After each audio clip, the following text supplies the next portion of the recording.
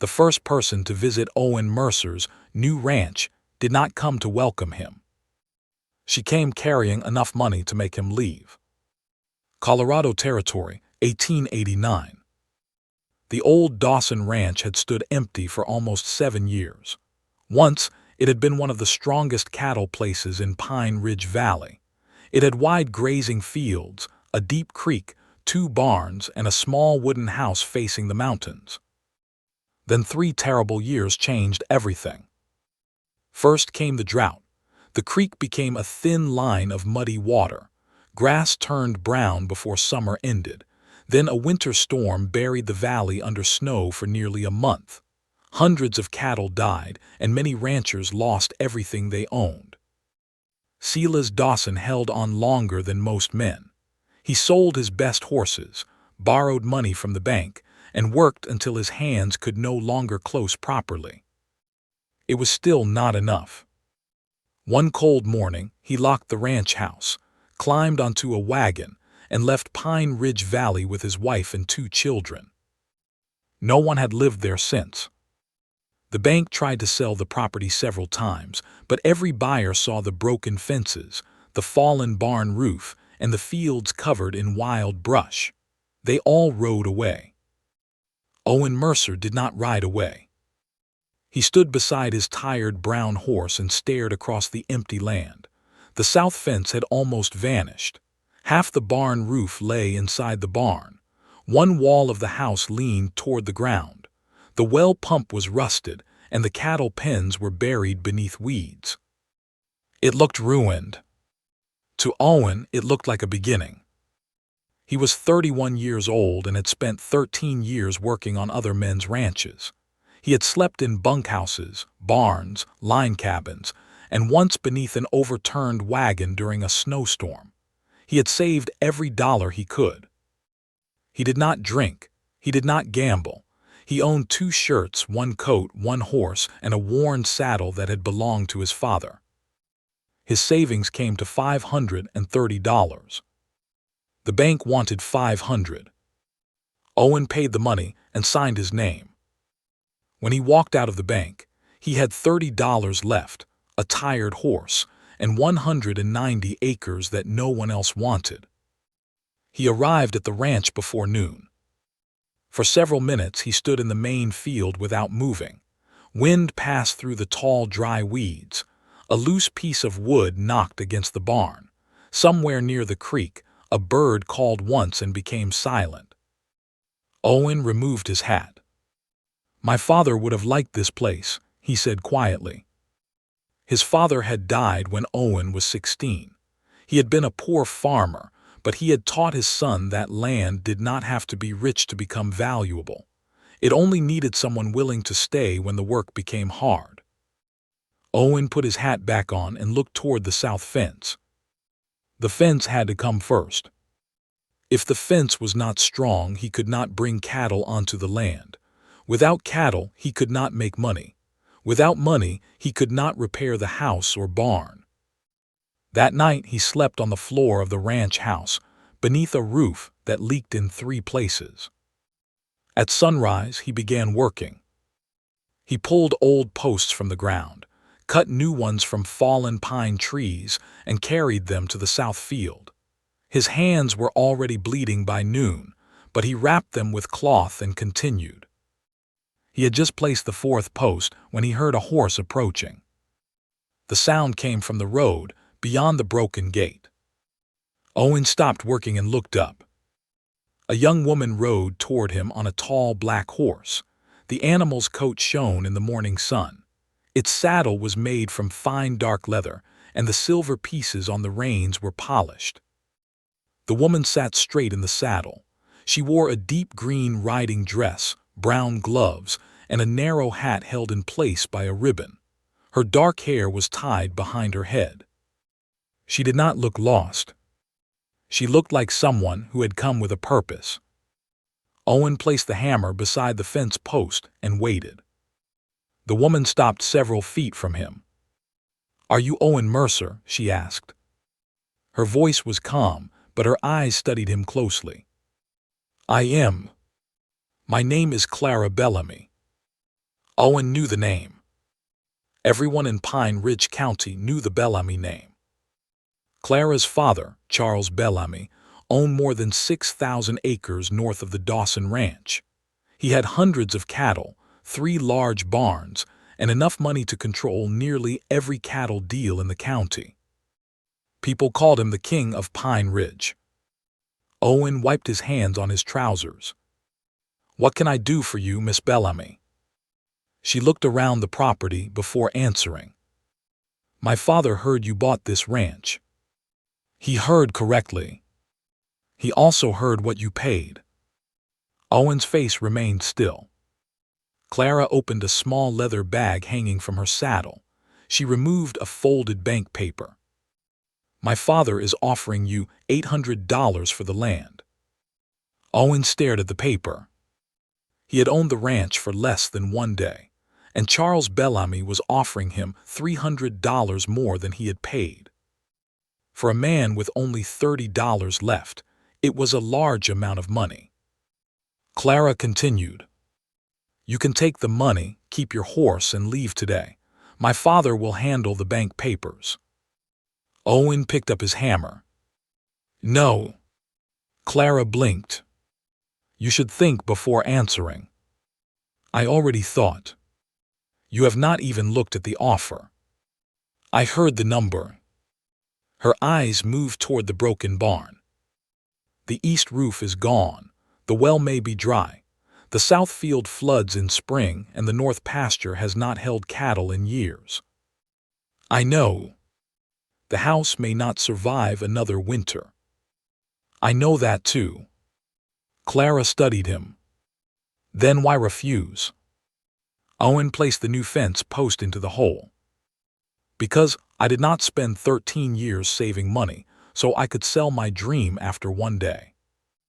Her expression changed slightly. It was not anger, it was surprise. "My father believes this ranch should be part of his north grazing land," she said. "Your father already has plenty of land. He believes this property cannot survive beside his ranch." Owen lifted the heavy post driver. "Then he can watch me prove him wrong." He brought the driver down over the post. The sound echoed across the empty field. Clara remained on her horse. "You may lose everything," she said. Owen struck the post again. "I have lost things before. You could take $800 and buy better land somewhere else. This is the land I bought." "Why this place?" Owen stopped. For the first time, he looked directly at her. "Because every other man saw what was broken," he said. "I saw what could still be saved." Clara said nothing. The wind moved the edge of her riding dress. Her horse lowered its head and pulled at the grass. Owen returned to work. After a long silence, Clara folded the bank paper and placed it back inside her bag. "I will tell my father you refused." "You do that. He will not understand." "He does not need to." Something almost like a smile appeared on her face, but it vanished before Owen could be sure. She turned her horse toward the gate. Before leaving, she looked back at him. "You set that post too straight," she said. Owen frowned. "What?" "The ground here shifts after heavy rain. If you place it straight, the wire will pull it east by spring." He looked at the post. "It needs to lean slightly west," she added. "Not much, about the width of 2 fingers at the top." Owen looked at her. "How do you know?" "I have lived in this valley my whole life." Then she rode away. Owen watched until she disappeared beyond the trees. He turned toward the post again. For several seconds, he considered leaving it as it was. Then he pulled it out, changed the angle, and drove it back into the ground. 3 days passed. Owen repaired the fence from sunrise until dark. He ate beans, hard bread, and dried meat. At night, he lay on the floor of the house and listened to the wind pass through cracks in the walls. On the 4th morning, He heard hoofbeats again. Clara Bellamy rode through the broken gate.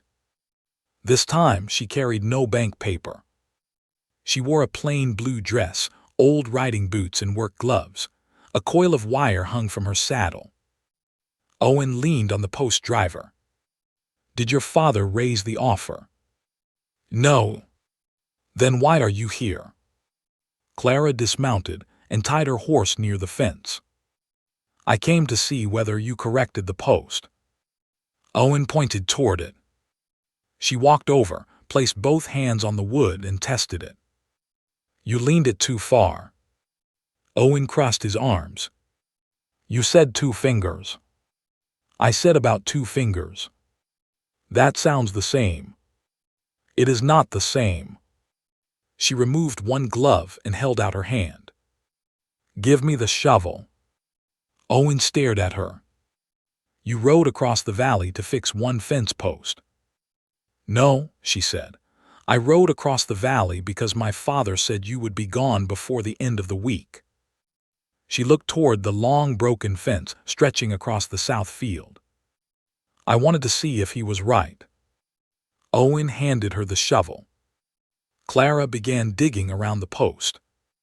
She did not work like a rich man's daughter trying to prove something. She worked like someone who understood fences, soil, and tired horses. Within minutes, she had corrected the angle. Owen tested the post. It was stronger. "You have done this before," he said. "My father taught me ranch work before he decided I should become a proper lady." Owen almost smiled.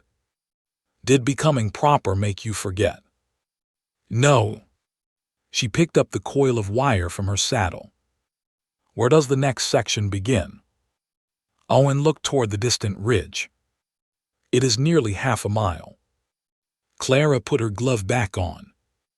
"Then we should stop talking." They worked together until late afternoon. Clara showed him where the ground became soft after rain.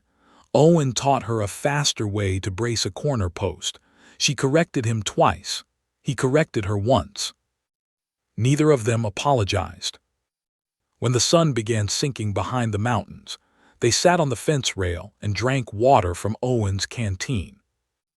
Clara looked at the broken ranch house. "My father thinks this place will destroy you."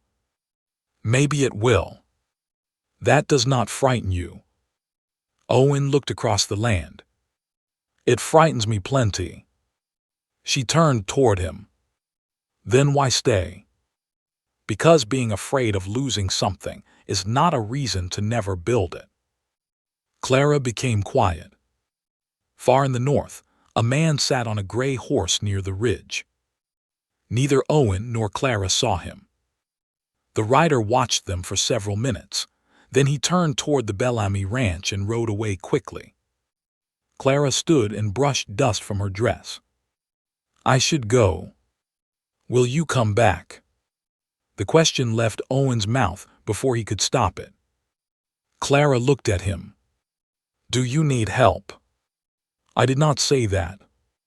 "No," she said. "You asked whether I would come back." Owen held her gaze.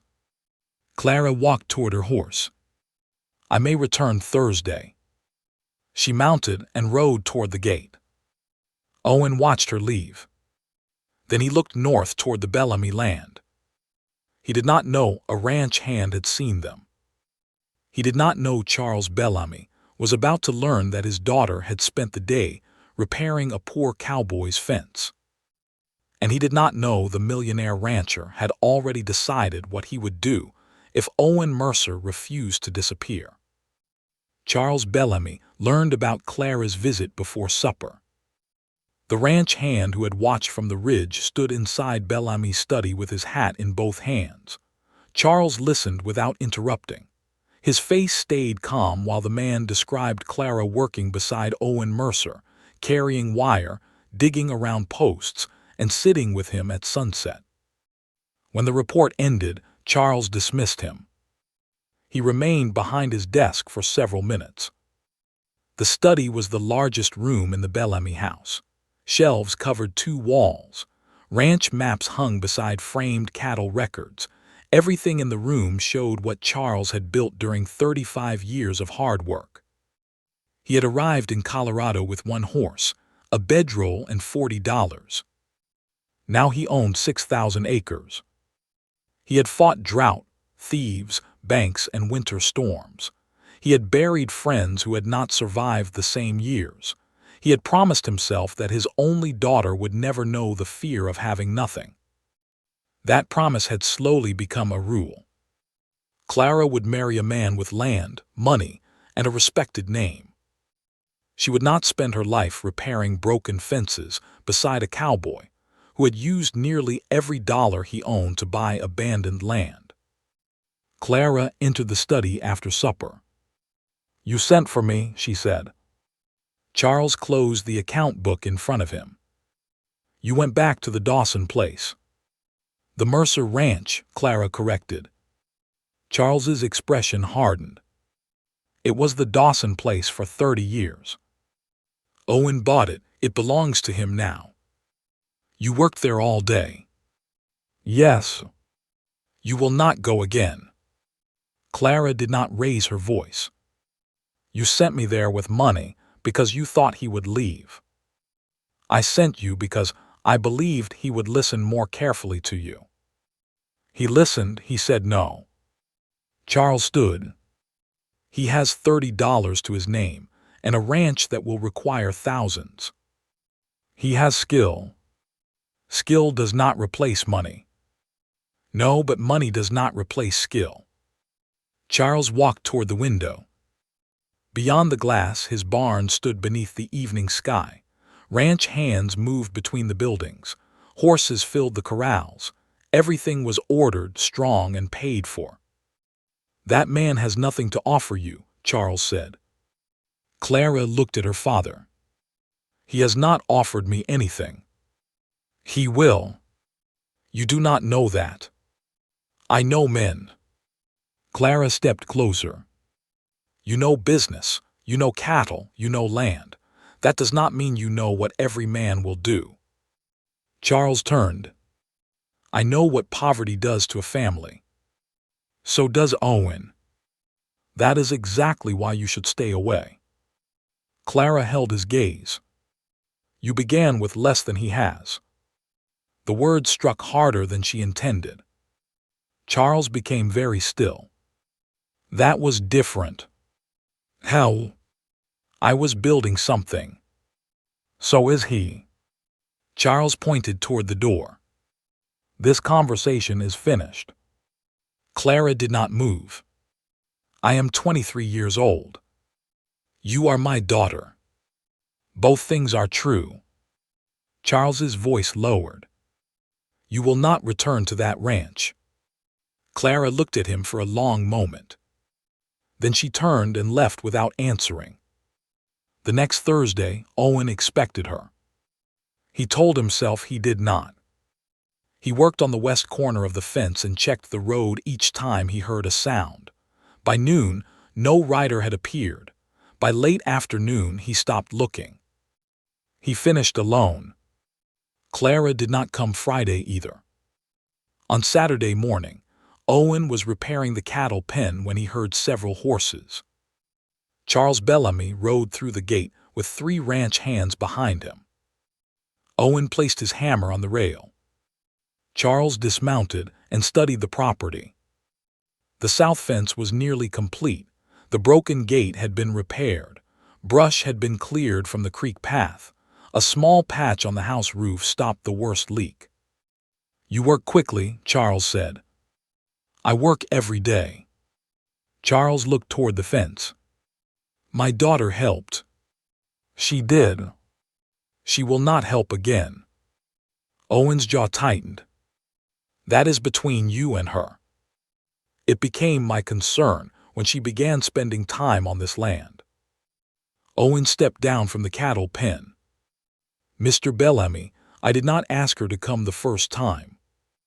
"But you asked her to return." Owen remembered the question leaving his mouth. He did not deny it. Charles removed a folded paper from his coat. The offer is now $1,000. Owen did not take it. You paid $500, Charles said. You can double your money in less than 2 weeks. I did not buy the ranch to double my money. You bought a problem. I bought land. Charles looked at the broken barn. This property will bury you. Owen's voice remained calm. Then let it be my grave. One of the ranch hands looked away, hiding a reaction. Charles stepped closer. You are proud. I have had to be. Pride will not feed cattle in winter. No hay will. You have no hay. I will. You have no herd. I will. You have no barn worth using. I will fix it. Charles studied him. You speak as though wanting something guarantees it. No, Owen said, work gives it a chance. The two men stood facing each other in the dusty yard. At last, Charles folded the paper and placed it back in his coat. My daughter is not part of this ranch. Owen's eyes hardened. She decides where she belongs. Charles's face changed. The ranch hands became silent. You should be careful, Charles said. Is that a warning? It is advice. Then here is mine. Do not treat your daughter like another piece of land you own. For several seconds, Charles said nothing. Then he mounted his horse.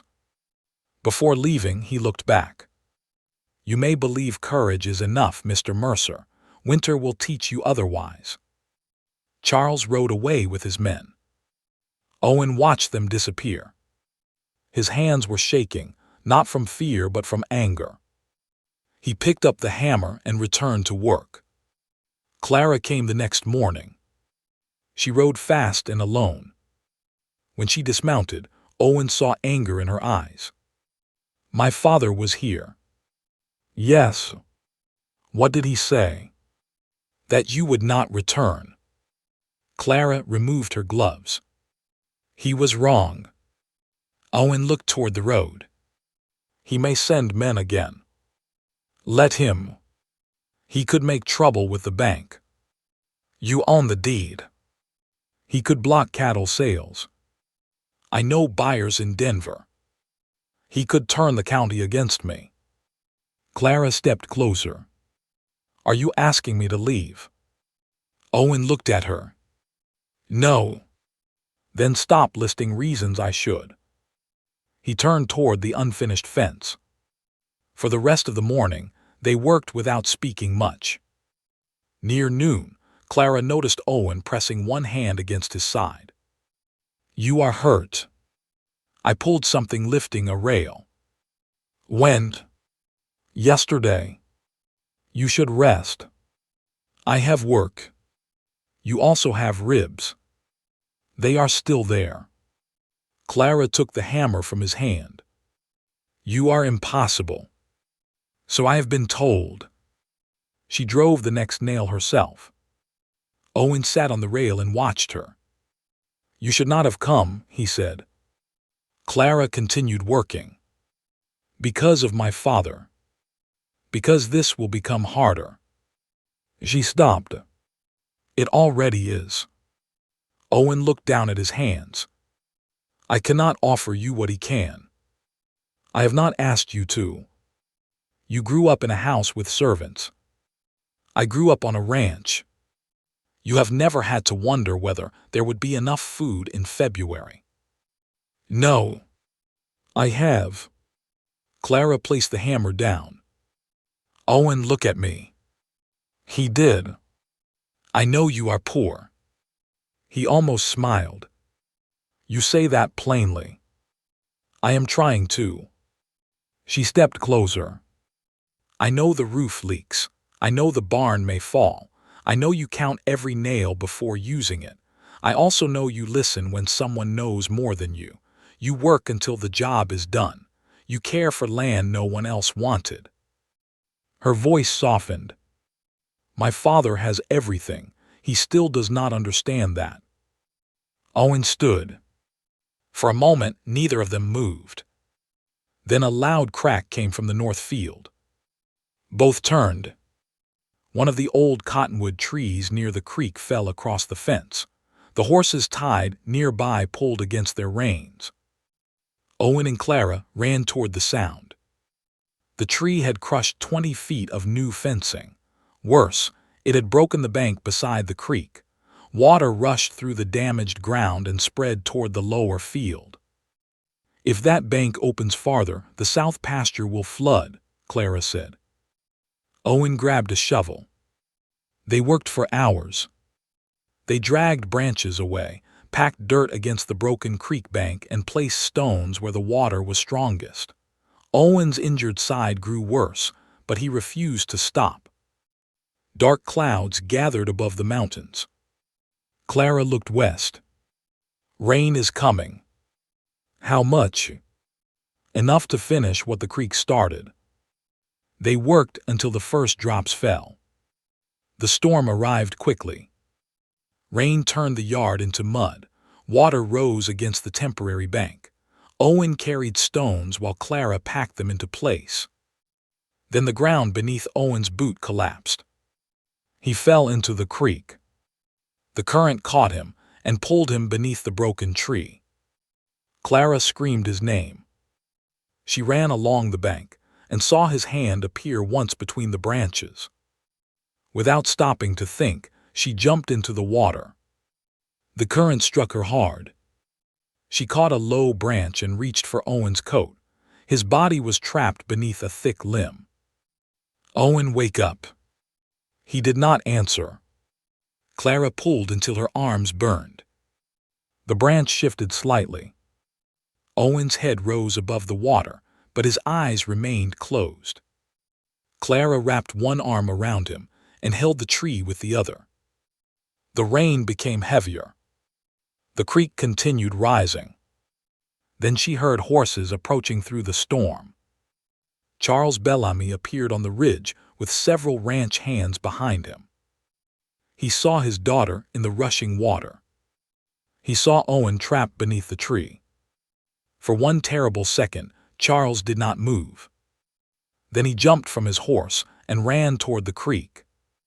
Charles reached the edge of the creek and threw off his coat. "Get a rope," he shouted. 2 ranch hands ran toward their horses. Charles stepped into the water, but the current nearly knocked him down. Clara still held Owen against the fallen tree. Her hands were slipping, and the water had risen above her waist. "Papa, he is trapped." Charles moved closer, using the branches for support. "Hold him above the water." "I am trying." Owen opened his eyes for a moment. He coughed, tried to move, and fell still again. The ranch hands returned with a rope. One man tied it around Charles's waist, while another held the other end from the bank.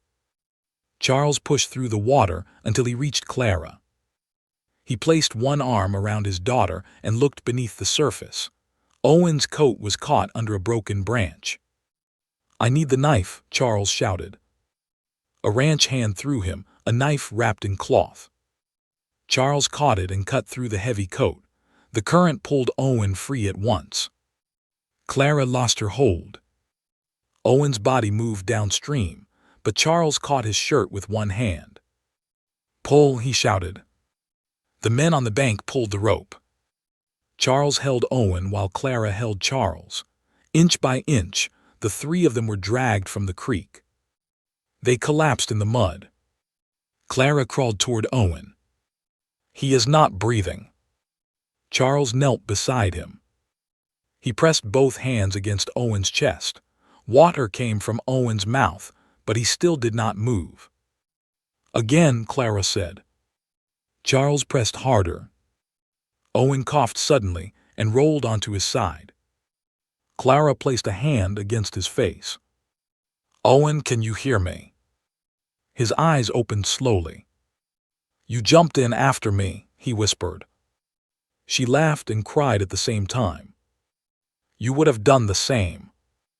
Charles sat back in the mud. His shirt was soaked, and blood ran from a cut on his forehead. Owen looked at him. You came into the creek. Charles breathed heavily. My daughter was in it.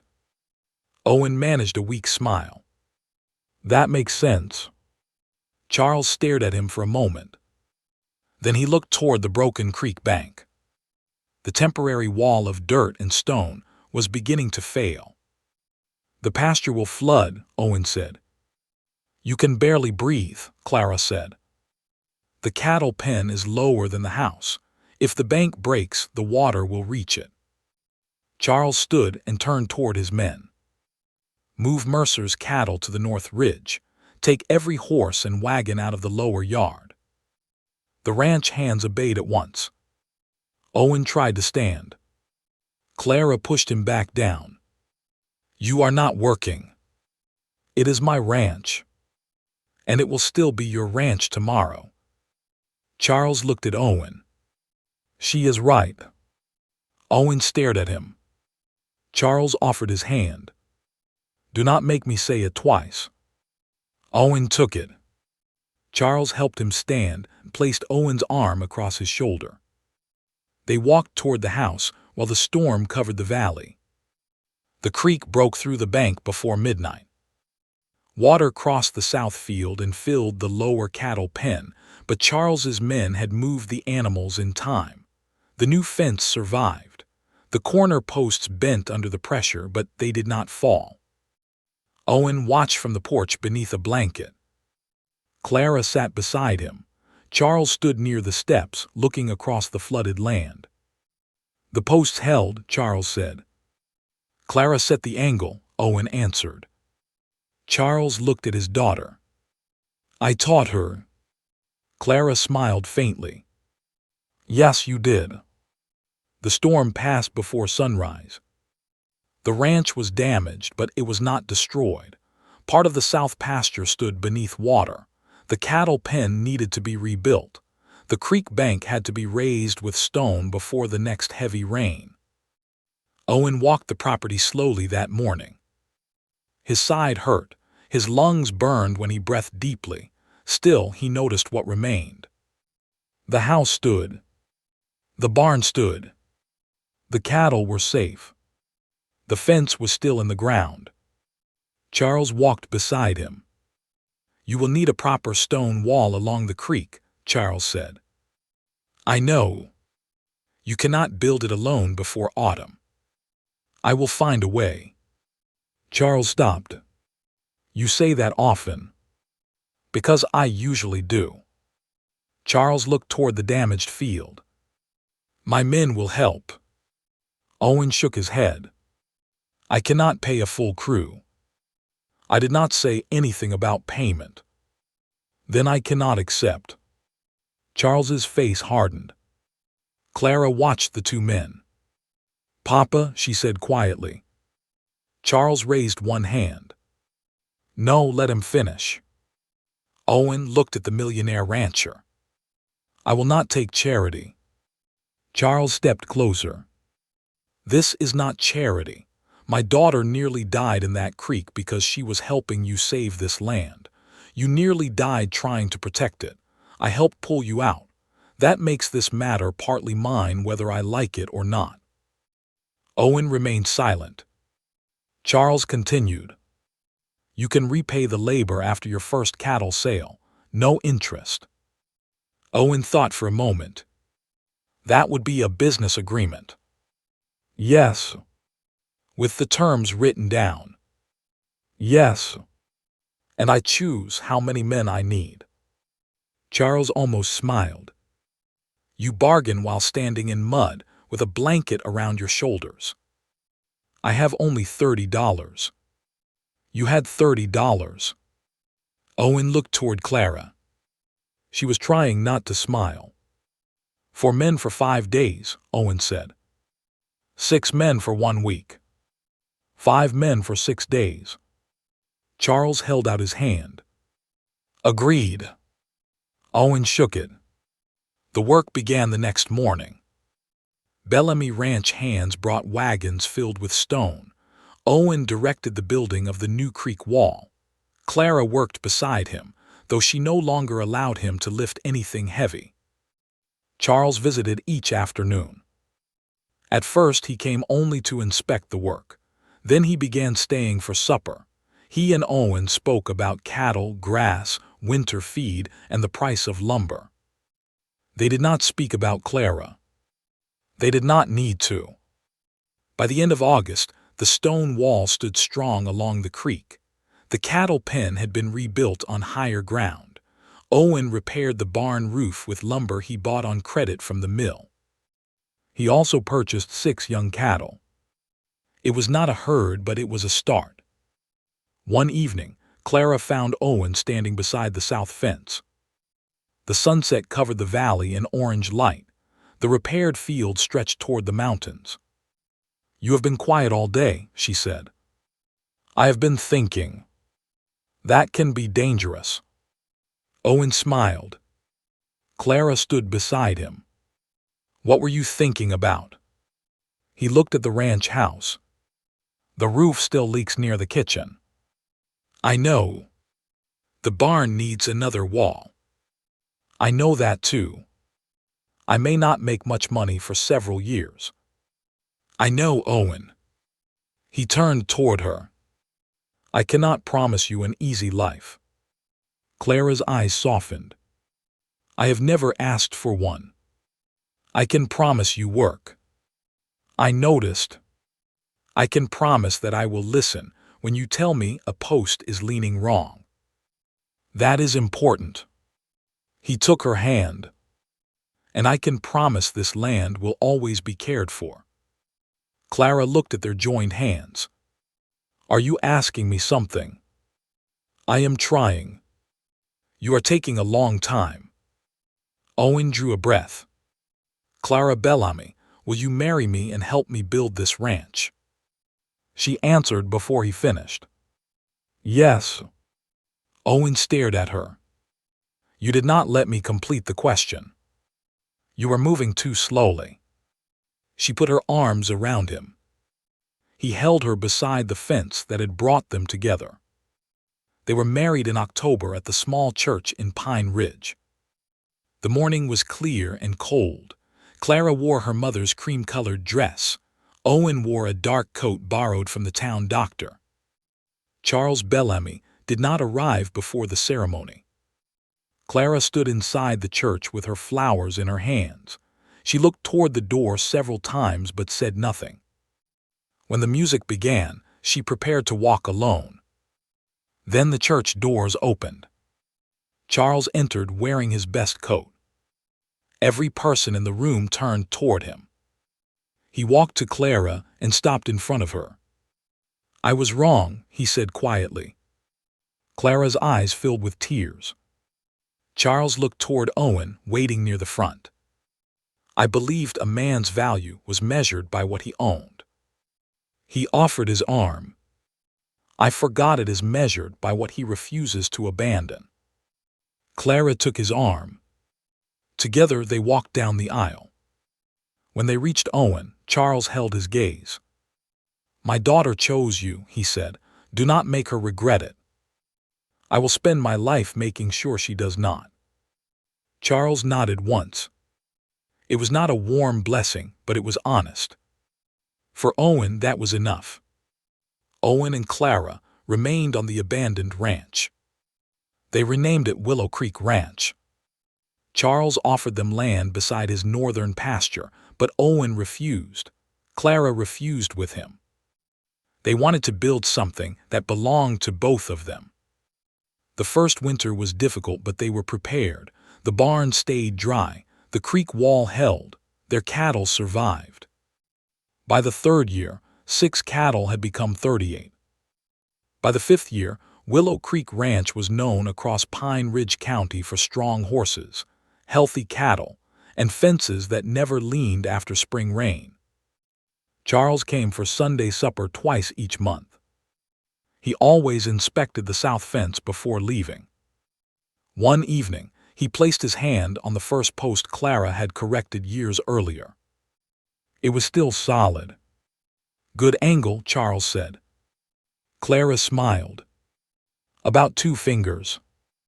Charles looked at Owen. "You listened to her." Owen placed an arm around his wife. "It was the smartest thing I ever did." Charles nodded. Then he mounted his horse and rode north. Owen and Clara stood together at the gate, watching him disappear across the valley.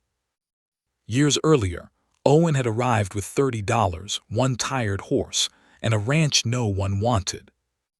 He had seen broken fences, empty fields, and a ruined house. Others had seen failure. He had seen something worth saving. Clara had ridden in carrying money to make him leave. Instead, she had stayed to help him build. And Charles Bellamy, the richest rancher in the county, had finally learned that a humble man with little money could still possess something wealth could not buy. The courage to remain, the wisdom to listen, and the strength to care for what everyone else had abandoned.